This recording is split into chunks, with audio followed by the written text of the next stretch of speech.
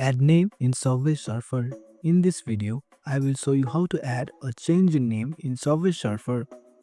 Open your Subway Surfer application. At the top of your screen, you can see your profile picture. Tap on it. Tap onto the pencil icon next to your profile picture.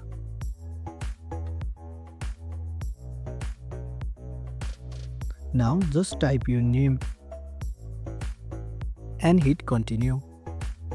And that's it. Your name will now show on leadership board and to your friends.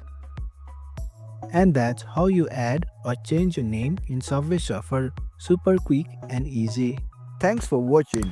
If you found this helpful, give it a thumbs up and consider subscribing for more tutorials. Drop a comment if you have question or suggestion for future videos. And don't forget to check out our playlist. See you in the next one.